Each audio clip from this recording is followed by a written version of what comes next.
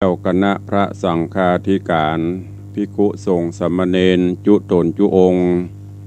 อันหมายมีพระเดชพระคุณหลวงปู่พระเทพโกศลติปรึกษาเจ้าคณะภาค7เจ้าอาวาสวัดศรีโสดาพระอารามหลวงตำบลสุเทพอำเภอเมืองจังหวัดเชียงใหม่พระเดชพระคุณหลวงพ่อตันเจ้าคุณพระเทพปริยัติเจ้าคณะจังหวัดเชียงใหม่เจ้าอาวาสวัด7ยอดพระอารามหลวงตำบลจ้างเผือกอำเภอเมืองจังหวัดเชียงใหม่เป็นต้นเป็นประธานขอเจริญสุขเจริญปรญาติโยมศรัทธาสาธุชนติ่นจองห้องวัดจุหนุ่มเท่าใจยิงก็ขอน้อมต้อนรับทุกท่านเข้าสู่รายการมรดกธรรมกำเมืองต่างสถานีวิทยุวัดไฟหินตำบลสุเทพอำเภอเมืองจังหวัดเชียงใหม่สถานีวิทยุวัดหนองกายตำบลสันปะยางอำเภอแม่แตงจังหวัดเชียงใหม่สถานีวิทยุ CM77 วิทยุอินเทอร์เน็ตล้านนาสถานีวิทยุพระพุทธศาสนาจังหวัดเชียงไฮ้และสถานีวิทยุคลื่นพระพุทธศาสนาและจริยธรรมวัดพระธาตุเจ้าดอยสุเทพในระบบ FM 96 เมกะเฮิรตซ์ตลอดจนวิทยุชุมชนเสียงตามสายห่อกระจายข่าว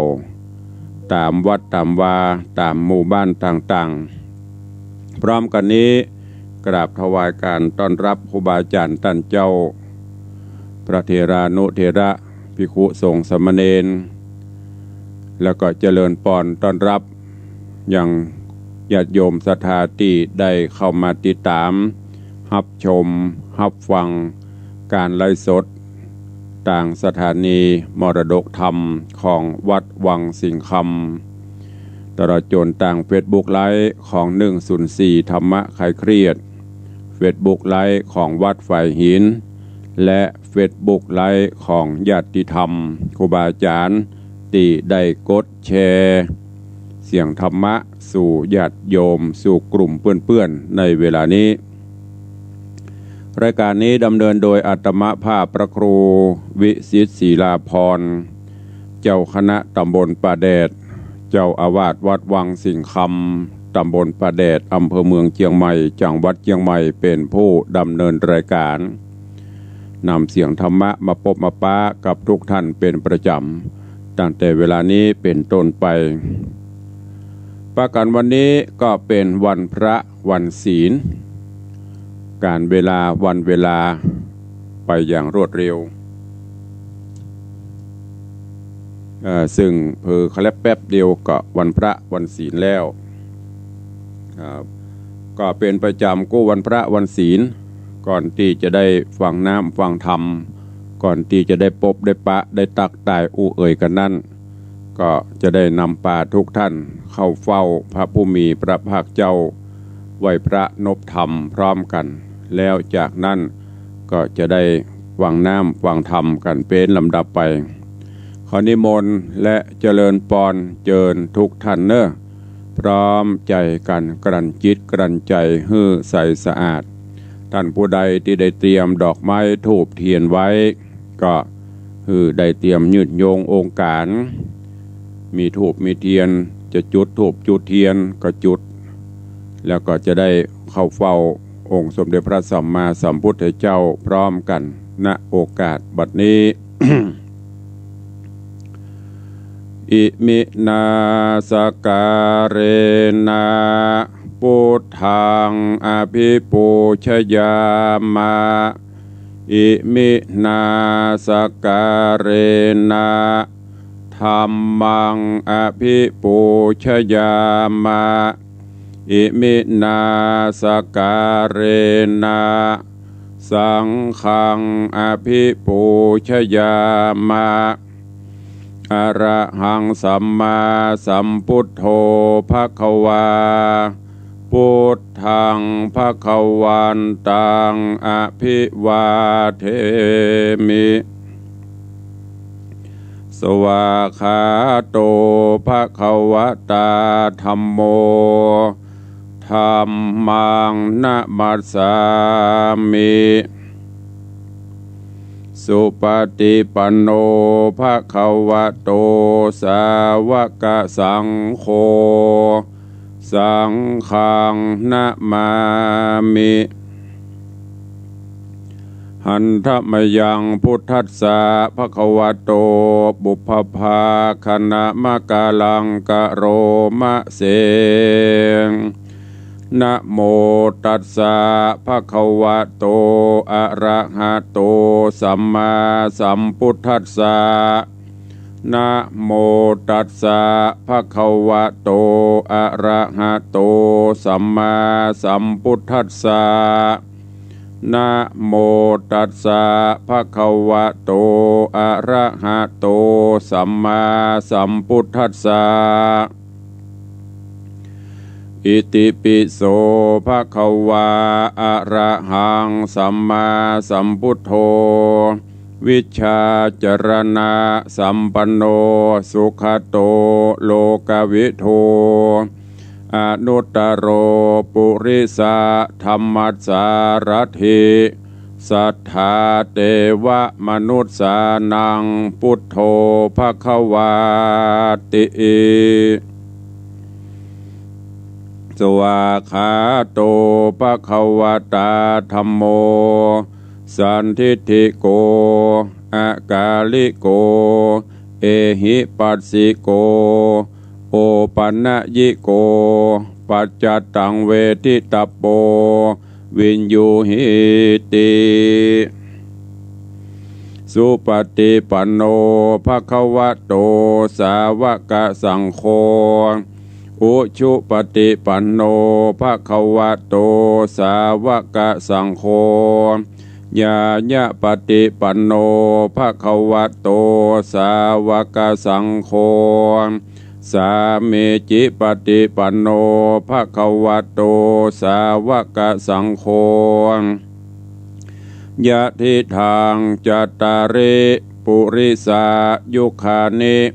อัฏฐปุริสาปุคลาเอ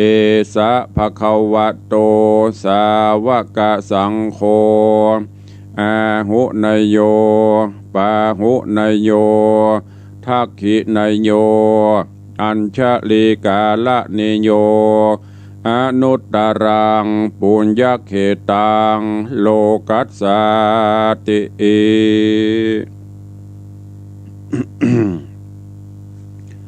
ก็ได้นำป่าทุกท่านเข้าเฝ้าองค์พระผู้มีพระภาคเจ้าเป็นที่เรียบร้อยวันพระวันศีลกำเมืองกำโบราณเปิ้นว่าตรวจสอบศีลผสมศีลวันนี้ก็เชิญทุกท่านเนอะตั้งอกตั้งใจสมาทานรับศีลข้อวัดปฏิบัติเบื้องต้นอันเป็นหลักการอยู่ร่วมกันของมวลมนุษยชาติณโอกาสบัดนี้ นะโมตัสสะภะคะวะโตอะระหะโตสัมมาสัมพุทธัสสะนะโมตัสสะภะคะวะโตอะระหะโตสัมมาสัมพุทธัสสะนะโมตัสสะภะคะวะโตอะระหะโตสัมมาสัมพุทธัสสะพุทธังสรณังคัจฉามิธัมมังสรณังคัจฉามิสังฆังสรณังคัจฉามิตุติยัมปิพุทธังสรณังคัจฉามิตุติยัมปิธัมมังสรณังคัจฉามิตุติยัมปิสังฆังสรณังคัจฉามิตติยัมปิพุทธังสรณังคัจฉามิตติยัมปิธัมมังสรณังคัจฉามิต ตติยัมปิสังฆังสรณังคัจฉามิติสรณะขมนังนิธิตังปานาติปาตาเวระมณีสิกขาปะตังสมาติยามิอะตินนาตานาเวระมณีสิกขาปะตังสมาติยามิกาเมสุมิจฉาจาราเวระมณีสิกขาปะตังสมาติยามิมุสาวาตาเวระมณีสิกขาปะตังสมาติยามิสุราเมรยะมัชฌะปมาทัฏฐานาเวระมณีสิกขาปะตังสมาติยามิอิมานิปัญจสิกขาปตานิสีเลนะสุขติงยันติสีเลนะโภคะสัมปทาสีเลนะนิพพุติงยันติตัสมาสีลังวิโสทะเย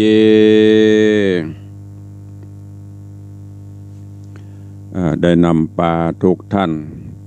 เข้าเฝ้าองค์สมเด็จพระผู้มีพระภาคเจ้าและได้สมาทานศีลข้อวัดปฏิบัติเบื้องต้น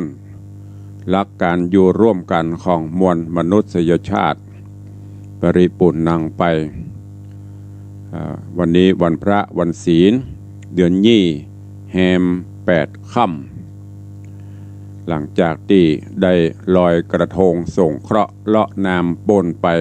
เผลอแป๊บเดียวได้7 วันเข้ามานี้แล้ววันเวลาการเวลากลืนกินสรรพชีวิตสรรพสิ่งมีชีวิตไปเผลอกำเดียวกับเจ้ากำเดียวกับค่ำกำเดียวกับวันใหม่ฉะนั้นจะได้ประมาทเนอะในการดำเนินชีวิตเราท่านทั้งหลายต่างก็เดินต่างก็เตียวเข้าสู่จุดสุดท้ายยิ่งใกล้เข้ามาเหมือนกันหมดด้วยความเป็นห่วงกับทุกท่านขอให้ได้นำปาศีลปาธรรมนำปาบุญกุศลเป็นเสบียงบุญไปสู่ยังที่โลกไปหน้าเฮาต่อไปตั้งแต่เมื่อตะคืนตีสองปลายพระพิรุณโปรยปลายลงมาอย่างนักมาใกล้แจ้งนี่ก็ซัดนักลงมาแถมในข่วงแก้วอารามวัดวังสิงคำน้ำไหลบัดตันท่วมหัวพุ่นนะวันนี้น้ำท่วมหัวสุมาเตอหัวไม่ตีนพุ่นนะตอนนี้กำลังระบายลงไปเกือบหมดละตกนักแกจะว่าฝนสั่งฟ้าจะว่าฝนห้าหลวง5 เย็นก็ย่ำใจเตื้อขนาดฝนตกทั้งก็ยังอากาศหมอกอุ่นอยู่เนอะจะว่าหนาวเน็บก็ไม่ใจแต่ก็แหมสักวัน2 วันก็บ่แน่เนอะอุณหภูมิอาจจะลดลงจะได้ก็ตามด้วยความเป็นห่วงก็ขอให้ทุกท่านได้รักษาสุขภาพดูแลสุขภาพกันเนอะในช่วงนี้1ก็อากาศแปรปรวนก็จะเข้าสู่ฤดูหนาว2ก็ตั้งโรคระบาดก็ปรุบโผล่เบิดก็โลดลงไปเบิดก็ปรวดขึ้นมาพอข่าวตะวามาแถมแล้วพันธุ์ใหม่เบิด1,000ไป1,000มาผสมกันไปกึดมามันก็ถ้าจะมอกอย่างโลกเฮาปัจจุบันเนี่ยเนาะผสมปนเปกันอย่างที่เปิ้นพุทธทำนายไว้ว่าไอ้ยังที่เฮาบ่หันเฮาก็จะได้หันที่เฮาบ่ฮู้ก็จะได้ฮู้อันที่มันบ่เกิดมันก็จะเกิดขึ้นในโลกภายหน้าปัจจุบันนี้สิ่งเหล่านี้ก็เกิดขึ้นมาให้เฮาได้ฮู้ได้หันหมดโตเอกับปอบตันล่ะ ยิ่งในโลกการสื่อสารโลกทั้งโลกอยู่บนปลายนิ้วโลกทั้งโลกอยู่บนฝ่ามือยิ่งไปกันใหญ่คนก็ปากันเฮินห่างจากศีลจากธรรมประเพณีวัฒนธรรมอันดีอันงามตีบรรพชนได้สร้างสรรค์ฝันไว้ฮื้อก็ปากันละกันเลยไปหมดแล้วไปหน้าไปตานี่อย่างจะเกิดขึ้นแถมเฮาก็บ่ฮู้เพราะฉะนั้นก็จะไปละไปเลยไปลืมของเก่าของดีเฮาเนอะก็ช่วยกันสืบสานซึมซับรักษาไว้ครั้นมันจะมาลายไปก็ขอให้มันกล้วยๆมาลายไปจะไปให้มันน่ายโวยเหมือนน้ำแข็งกล้วยๆเปลี่ยนไปปรับปรุงเปลี่ยนไปให้มันเข้าที่เข้าทางก็ฝากไว้กับทุกท่านเนอะวันนี้ก็ขอกูลแก้วเจ้าตั้ง3ประการปกโฮมครูบาอาจารย์ท่านเจ้าและญาติโยมทุกท่านเนอะหากแม้นดำเนินกิจธุรกิจกิจการใดๆเดินทางไปแห่งโหนตำบลใดก็ขอให้ได้เกลียวกราดปลอดภัยดำเนินกิจธุรกิจต่างๆให้ได้สำเร็จผลสมดังมโนในไว้อ้างเหมือนกันจุตนจุองค์จุผู้จุคนเนอ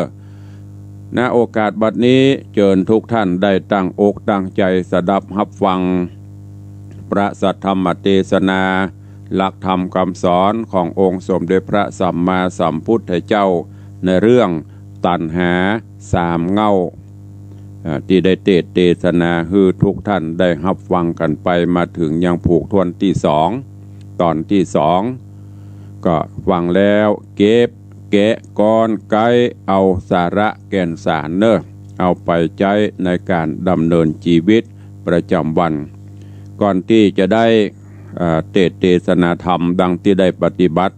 ก็น้อมถวายการต้อนรับและตักทายครูบาอาจารย์ท่านเจ้าญาติโยมที่ได้เข้ามาติดตามรับชมรับฟัง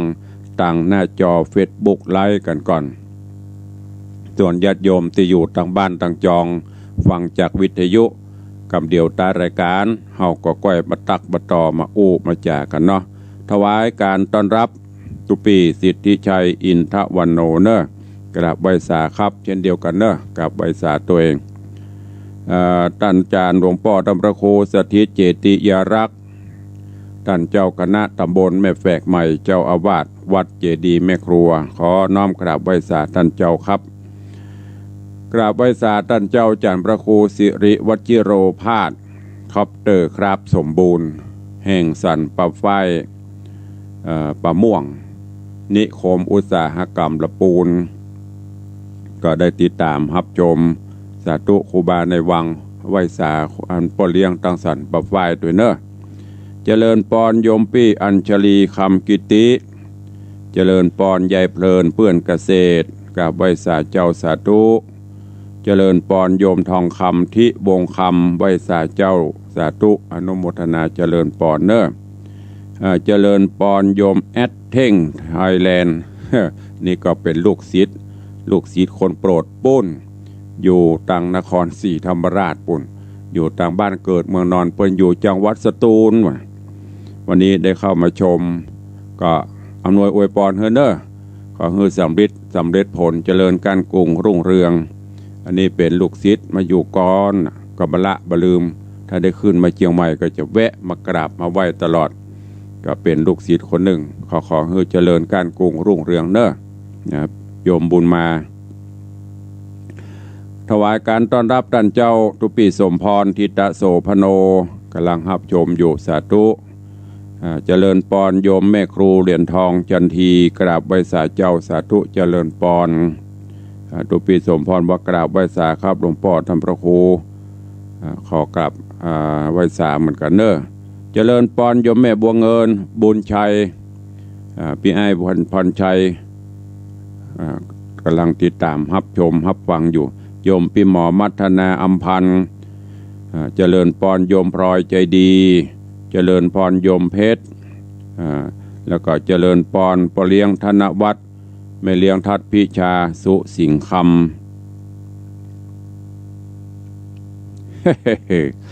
ปเลี้ยงบอกว่าเพลงแนะนำอะไรอย่างก็เพลงแนะนำแฟนเก่าถูกใจถ้าถูกใจจ่ายเนอะเพลงละ100 พอเลี้ยงไทยตัดถูกใจเพลงในนามแฟนเก่าเจริญพรโยมตู่เนอะกำลังรับชมเจริญพรโยมอัมพลระตาตัวนี่เป็นญาติธรรมครูบาอาจารย์ติดตามรับชมรับฟังทางหน้าจอ Facebook ไลฟ์สถานีมรดกธรรมของวัดวังสิงห์คำตัวตอนนี้ไปเชิญทุกท่านเนอะกลั่นจิตฮือใสกลั่นใจฮือสะอาดตั้งจิตตั้งใจฟังน้ำฟังธรรมวันนี้วันพระวันศีลตัวแล้วก็เดียวใต้รายการสัก4-5 นาทีก็ก้อยไปอู้ไปจ่ากับญาติโยมตั้งหน้าจอตั้งหน้าไมค์ที่ฟังจากทางบ้านทางจองกันต่อไปณโอกาสบัดนี้นะโมตัสสะภะคะวะโตอะระหะโตสัมมาสัมพุทธัสสะสาธุโบฟังลาโส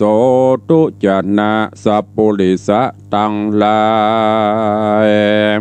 ตั้งยิงและใจหนุ่มเท่าที่ได้ปากันเราที่ตามทาดาฟังยังรัสธรรมเทศนา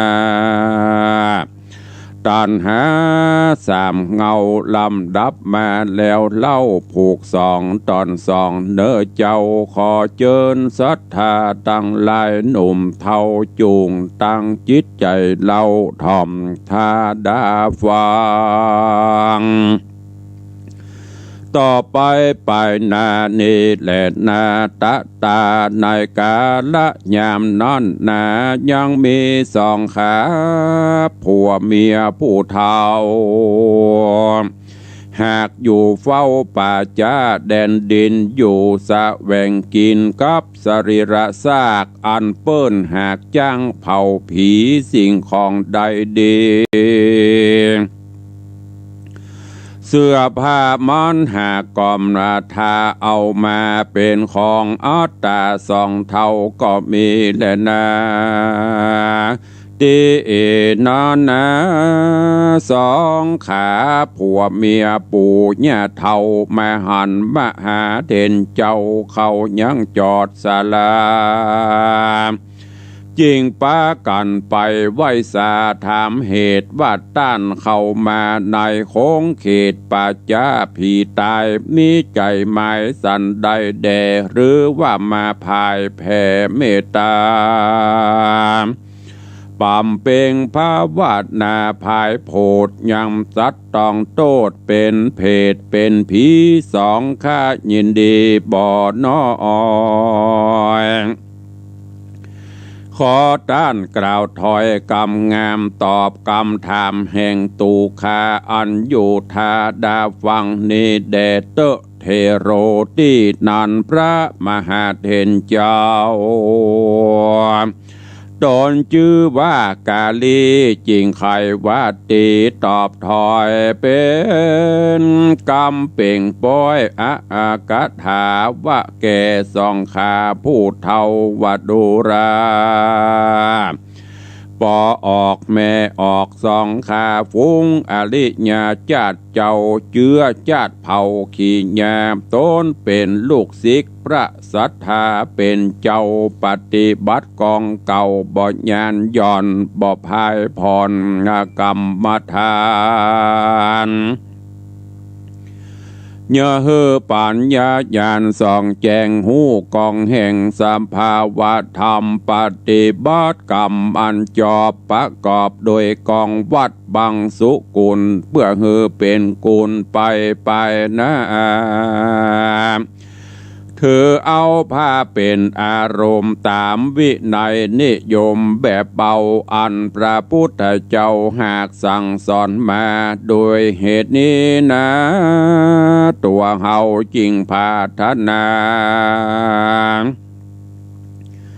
เข้าสู่อาสาไรอยู่ป่าจ้าแดนดงเปื่อโปดโป่งยังกามมะคนหือขาดสุดเสียงจาดกิเลสตัณหา ยามนอนนาสองขาผัวเมียสองเท่ายิงกล่าวกำตอบถอยว่าสองขาม่อนน้อยหากเย็นดีอันต้านผ่าทันนาดีใครอยู่ได้มาสู่ศาลากลางสุสานป่าจาตูม่อนคาหากกลัวเป็นภายย้อนอยู่ไกลเจ้าบ้านอนตรายมีจุดานและแห่งโหนตั้งหมู่จนลู่ญาติคนปาลาบาปมิลายคนมีกายบ่สะอาดกลัวเข้ามาตื้นญาติบ่ดีงามเป็นที่กลัวคำเต้ใส่ขอต้านอย่าอยู่ไกลตัดที่นี้แดดเตอะนานายยาดึงและนาหมู่เสนาและเสวกาอำมาตย์ผู้มีอำนาจรับอาจญามาจากพระราชาธิราชเจ้าฮือมาไฟเฝ้าพกกอยมาพอล่องลอยหมู่ให้อันโคดคายมาอยู่อาสะไหลกลัวเกิดภัยกับต้านกวนดีผ่านยานคำกลางคืนกลัวตั้งปืนและสินาดมาปังปาถูกตนตัวมาปูนดีกวดดีญาณต้านกวนไปบอกฮื้อนายบ้านฮื้อเขาได้หูและเข้าใจแต่และนาเตนาามหาเทนจะเอาโหโตนหนุ่มเนาเจือจัดอริญาจริงเมว่าจะตอบถอยเป็นกรรมจื่นจ้อยปิญาวัดโดราอุปาสกาอุปาสิกาผู้เฒ่าเฮายินดีแต่เล่าอันต้านหากคุณนาเฮาบ่มีสั่งมาฮื้อเขาลู่ญาติมีแต่บาทกับผ้าติดตัวเฮาบ่กลัวเขาจักมาจริงลู่จักอาสะละอยู่บ่เมินจักอยู่จำเริญกรรมฐานเต้าแต่โอตสาหะและบ่มีประมาตะลาสาประมาทในสุสาวาสกลางคืนการนั่งนอนเตียวยืนในอิริยาบถตั้งสี่ก็จักเป็นที่ควรระวังเมสติสัจจามันแก่นจักเฮอได้แลนเป็นพัดสาลมว่าอันอัฐกาเลในกาลหนอยามนั้นยังมีเศรษฐีสองคนผัวเมียผู้เฒ่าเศรษฐีผู้ผัวนั้นเล่าชื่อว่าธรรมจิตตาส่วนภริยาเมียมีชื่อว่าปณิดารูปโสภาหนุ่มเนามีลูกเต่าผู้หนึ่งชื่อว่านางเขมาก็มางามโสภาจื่นจอยพงเป็นนาสาวหนุ่มน้อยสิเนหาเป็นตีเปิงปาเปิงตาแก่หมูทะลำแล้วเบาหนุ่มมาเจยจุมจมขวัญเป็นนิรันดร์ใจมาปองใครได้ไฟแฝง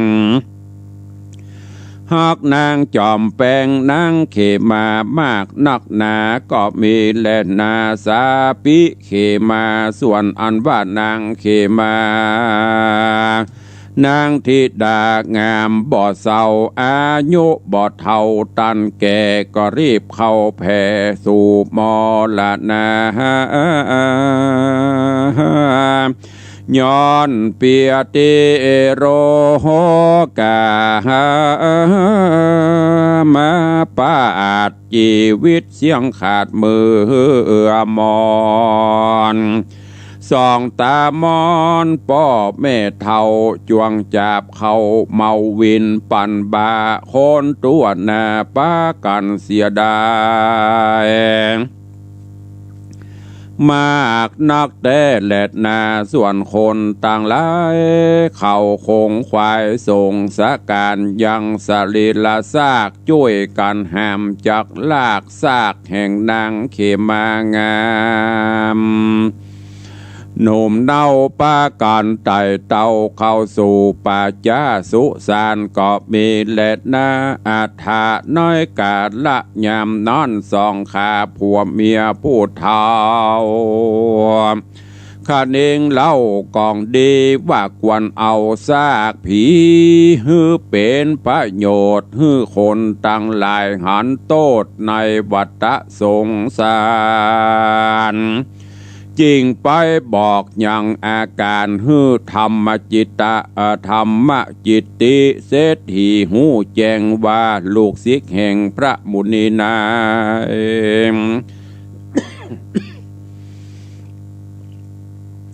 ด้านมาอยู่ภายโพดยังสัมตะโลกในติดเนกวันดีเฮาต่างหลายไปไวสาไปสักกะละปูจาแต่แลดนา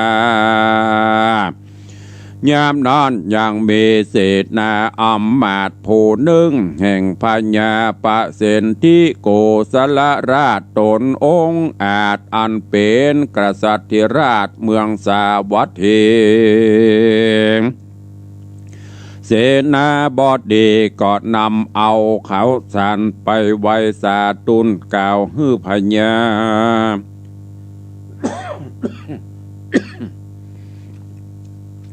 ฮือพญาได้หูข่าวอันมหาเด่นเจ้ามาอยู่เมตตาในสุสานป่าจาที่นั่นนามือเหือนานพญาปะเสนนาติโกศลราชราชาตนองค์อาจณก่อนใจจริงมีหอละไทยโจมจื่นใครไปยกยื่นสานสายังมหาเทนเจ้าจริงเสด็จไต่เต้าไปสู่สถานแล้วหน้ามั่นสาการกราบเกลาโดยติดเต้าห้าแห่งปองงามแล้วจะถามยังมหาเทนเจ้าถึงองค์เก้าเงาภาษาธาตั้ง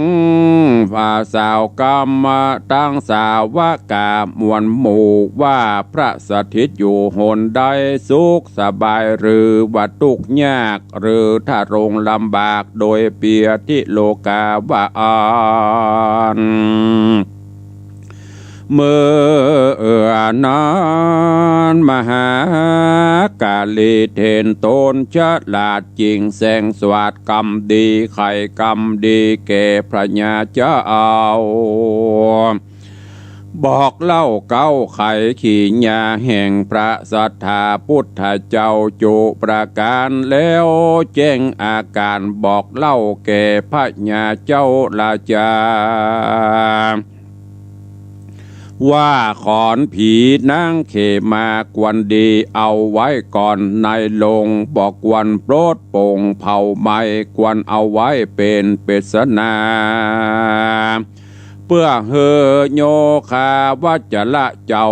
ตั้งคนหนุ่มเทาอุปาสกาอุปาสิกาที่เอากันมาเล็งพอฮือได้หำต่อยังตาจักได้พิจารณาฮือหูก็จักเป็นครูสอนใจอันจักเป็นปัจจัยไปนาโอตสหธาดาฟั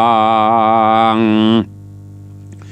ดังเฮาจะไข่เติมแจงฮือหูไปหน้านอนและนานิธิตังขีญาสังวันนาวิเศษ จาห้องเหตุธรรมเทศนาตัณหาสามเงาผูกทวนสองตอนที่สองก็บังโกมสมเดชสะเดเหตุ ตัณหาสามเงาจบไปแหมหนึ่งตอนหนึ่งผูกซึ่งในตอนนี้ก็กำลังจะเข้าสู่การพิจารณาอสุภกรรมฐานโดยเฉพาะเขมาซึ่งเมื่อเป็นคนเป็นผู้ที่เป็นหญิงงามมีรูปร่างหน้าตาสวยสดเป็นที่ป่องที่ฮักที่ใครที่ปรารถนาของเจ้าบ้านเจ้าเมืองต่างหลายบัดนี้นางได้ล้มหายตายไปเปิ้นจะเผาศพหรือชาปนกิจศพองค์พระผู้มีพระภาคเจ้าก็เลยว่าโอ้จะใจร่างของนางเนี่ยคือเป็นข้อคิดธรรมะอบรมพร่ำสอนกับตุเจ้าพระนายตุหนุ่มพระน้อยแล้วก็ศรัทธาญาติโยมต่างหลายเพื่อที่จะได้มาพอมากอยสรีระร่างซากศพแล้วก็จะได้พิจารณาตัวเองในตอนนี้ยังไม่ได้คือพอยังไม่ได้คือพิจารณาเตื้อเวลาใกล้จะหมดก็โป่งวางไว้เสียก่อนก็กวยติดตามฟังกันในตอนต่อไปญาติโยมทั้งหลายฟังแล้วก็ยังที่ได้บอกไปเนอะเก็บเอาสิ่งสาระข้อคิดปริศนาต่างๆเอาไปใจสอนจิตสอนใจสอนตนสอนตัวและก็แนะนำผู้ที่อยู่รอบข้างอันเป็นลูกเป็นผัวเป็นเมียเป็นญาติพี่น้องก็ดีคือได้อยู่ในศีลคือได้กินในธรรมน้อมนำเอาหลักธรรมะมาใช้ในการดำเนินชีวิตประจำวันยิ่งสถานการณ์โลกปัจจุบันก็จำเป็นจะต้องเข้าใกล้พระรัตนตรัยแก้วเจ้าทั้งสามประการเนอะก็ฝากไว้กับทุกท่านตัว วันนี้สาบปนสาบอย่างเริ่มจะไอเริ่มจะอย่างก็ประคับประคองกันไปโปนไปเป็นวันต้องขอสุมาอภัยหากมีเสียงกระแอมกระไอพดยศออกไปสุมากับครูบาอาจารย์ญาติโยมด้วยเนอะเวลาก็ใกล้จะหมดก่อนที่จะได้เปิดหน้าไมค์ตักตายอุจาก็ขอตักตายต่อญาติโยมที่เข้ามาชมมาฟังดัง Facebook ไลฟ์แล้วก็เดี๋ยวเราจะได้ประชาสัมพันธ์ข่าวสารแล้วก็จะได้อู้จากับพี่น้องศรัทธาต่างบ้านต่างจองตัวเองเจริญปอนโยมโยมตู่นะวิเวกวนารามเจริญปอนคุณโยมอัมพลระตาเจริญปอนกับคุณโยมนิวหรือว่าพี่นันนิวโยมจักรพันธ์พุทธวงศ์กราบนมัสการท่านพระครูสาธุเจริญปอนตัวเนอพี่นันเนอเจริญปอนโยมน้อยสุรินสาธุครับผมเจริญปอนเนอฝนตกอากาศเปลี่ยนแปลงดูแลสุขภาพตัวเจริญปอนโยมวาสนาสมสวยเข้ามาชมเจริญปอนโยมอนุชนหลวงยศโยมแม่จันดีวิสุทธินันท์กราบไหว้สาเจ้าท่านพระครูเจริญปอนแม่เนอกราบไหว้สาท่านเจ้าจานพระครูปลัดวิมลวัฒน์หรือท่านเจ้ามหาพรหมวิมลวัฒน์แห่งวัดพวกจ้างเจริญพรคุณโยมสรัญพัฒน์พรหมเศรษฐ์เจริญปอนโยมวุฒิชัยสมณะกำลังเข้ามาชมเนอะขอเจริญปอนและต้อนรับขอบพระคุณขอบคุณทุกท่านตัวเองก็มีข่าวฝากประชาสัมพันธ์มาเนอะในวันพุธนี้เจริญปอนเชิญทุกท่านได้ ไปร่วมงานพระราชทานเพลิงศพของหลวงปู่ท่านพระครูกิติปริยัตยาธรหรือหลวงปู่มหาสงฆ์กิติยาโนอดีตผู้ช่วยเจ้าอาวาสวัดเจ็ดยอดพระอารามหลวงอายุอานามเพิ่นได้85ประสา65เป็นพระมหาเถระผู้ใหญ่รูปหนึ่งของเจียงใหม่เฮาณเมรุชั่วคราวสนามโรงเรียนวัดเจ็ดยอดเนอะวันพุธจะเป็นวันพระราชทานเพลิงศพก็นำเอิญจวนทุกท่านไปร่วมในการนี้ เจริญปอนประชาสัมพันธ์ขอเจริญปอนเจิญร่วมงานบำเพ็ญกุศลพระราชทานเพลิงศพของท่านพระครูสุพัฒนกิจโสพลอดีตเจ้าหน้าตำบลตาสลาหนองปะครั่งอดีตเจ้าอาวาสวัดหนองปะครั่งเนอะซึ่งก็จะได้นำสรีร่างสังขารลงนอนผาศาสตร์นกหัสดีลิงในวันอังคารที่14ธันวาแล้วก็จะมีพิธีพระราชทานเพลิงศพในวันเสาร์ที่18ธันวา การนี้ท่านผู้ใดมีกุศลและเจตนาใครไปออกโหงทานใครไปถวายน้ำปนะตลอดจนเลี้ยงน้ำเลี้ยงขนมและร่วมโมทนาเป็นเจ้าภาพสังฆทานใดก็เจริญปอนแจ้งความจำนงไปได้เนอะนอกจากนั้นก็ขออนุโมทนาขอบคุณในการที่เราจะได้ร่วมกันในการติทำบุญสถานีวิทยุคลื่น104วัดฝ่ายหินเนอะในวันที่9 มกราคมจะมีพิธีทำบุญห้องส่งสถานีใหม่แล้วก็จะลวดตอดพระป่าเพื่อที่จะนำเป็นกองทุนทำนุบำรุงซ่อมแซมเครื่องส่งเป็นกระน้ำกับไฟสถานีวิทยุวัดฝ่ายหินตัวเต่าแต่นั้นญาติโยมก็ ผู้ชมผู้จากันเทศกันทำตีตุลุงได้น้อมนำมาเทศอันเป็นการส่งเสริมและกาเป็นกาฟื้นกาไฟวัดโดยทำนุบำรุงวัดในยุคโควิดก็มีญาติธรรมญาติโยมมาให้มาหอมขอบคุณเนอะอนุโมทนากับโยมพ่อเลี้ยงธนวัฒน์แม่เลี้ยงทัดพิชาสุสิงคำร่วมปูจากันเทศกันธรรมยามเจ้า1,000 บาทร่วมทำบุญพระป่าสถานีวิทยุ 1,000 บาทอนุโมทนาโยมแม่จันดีวิสุทธินันท์เจดีย์แม่ครัวร่วมปูจากันเทศกันธรรมยามเจ้า500 บาทร่วมทำบุญสถานีวัดฝ่ายหิน500 บาทโยมแม่ประณีพยัคฆ์ไข่หพลบ้านหนองแต้นสันปะตองร่วมโมทนาปูจากันเทศกันธรรม500 บาทแล้วก็บำรุงทำบุญสถานี500 บาทโยมแม่จันเพนคำโพธาร่วมทำบุญสถานี500 บาทตะวาก็มีคุณโยมนัทพจน์จักรนรินทร์สระปีหมู่2อันนี้ก็มหาอุบาสกเหมือนกันมาช่วยร่วมบุญโดยตลอดตะวาร่วมปูจากันเทศ300บำรุงสถานี300ขอบคุณอนุโมทนาบุญกับทุกท่านเนอะส่วนญาติโยมตีกึดใจได้ค่อยใจตันฟังสถานีมาโดยตลอดก็เป็นการแบ่งเบาภาระผู้อำนวยการจะได้ช่วยทำบุญสร้างสมทบสถานีก็ตามยึดเจตนาศรัทธาเนอะตลอดจนปูจากันเทศกันทำติดตุลุงได้นำมาเทศก็ได้บังคับเนอะสุดแล้วแต่ยึดเจตนาศรัทธาถวายตุลุงก็ไม่ได้ไปไหนก็เป็นการน้ำกับไฟเป็นการพัฒนาวัดไปอันนี้ก็เจริญปอนกับทุกท่านตัวเองโอกาสบัดนี้ก็จะได้ตักได้ต่อได้อู้ได้จ่าตังหน้าใหม่ญาติโยมที่ฟังตังบ้านตังจองเนอะใครจะอู้จะจ่าจะเอ่ยกับตุลุงก็เข้ามาได้เนอะ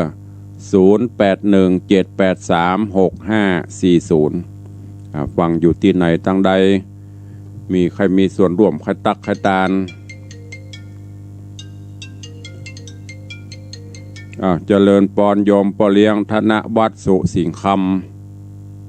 ไปแต่ข้าไปแต่ยามเช้าท่านพระครูตนทุกองค์เลยได้รับชมรับฟังท่านพระครูเอาแล้วก็FCเอาตัวเอง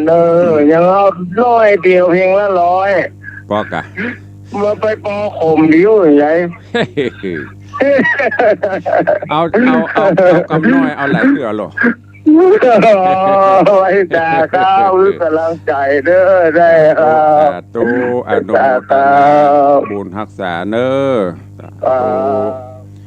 ขอบคุณกับโยมปอเลี้ยงธนวัฒน์ผมว่าปอนี่ปอยักษ์เดี๋ยวก็กับฟังเพลงวันนี้เปิดเพลงถูกใจกับเพลงละ100เจริญปอนสายต่อไป081 7836540ข เข้ามาได้ร่วมเป็นกำลังใจกันเนอะยามเช้าวันนี้อากาศสดชื่นแจ่มใสเย็นสบายฝนยังโปรยปลายอยู่วันนี้วันศีลเนอะโอ้ถ้าจะขาดหลายเพราะเนอะเทพพระบุตรเทพธิดาทั้งหลายสุจดา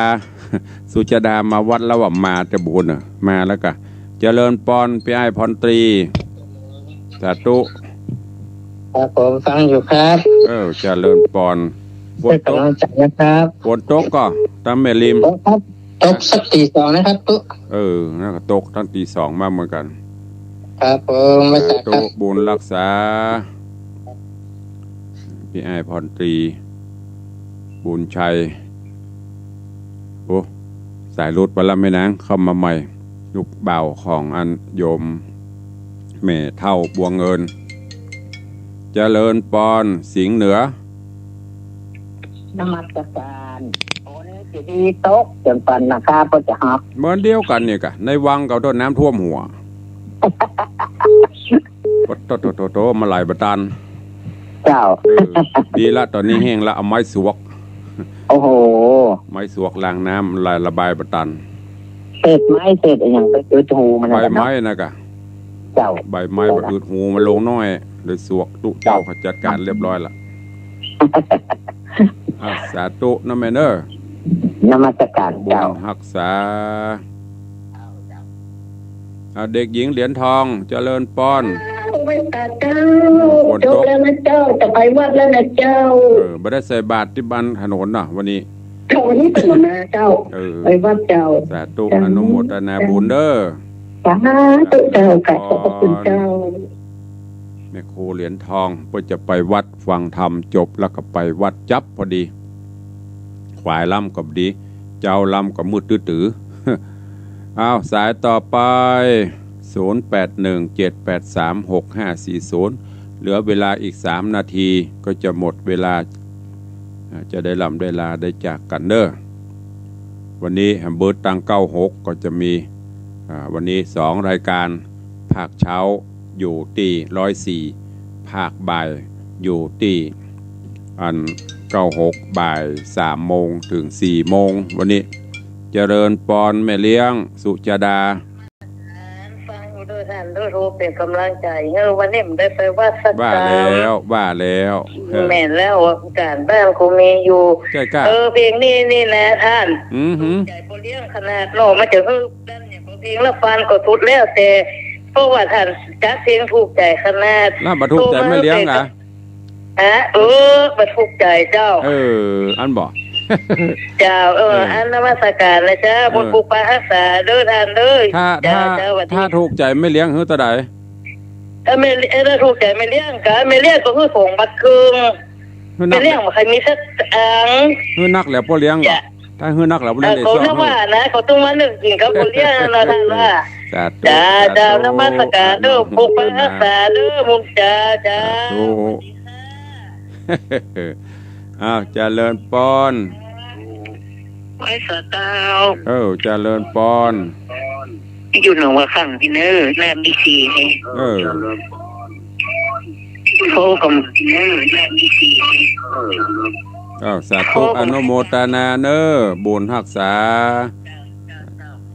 หน้าบิ๊กซีอยู่หนองปะครั่งขอบคุณติดตามเนอ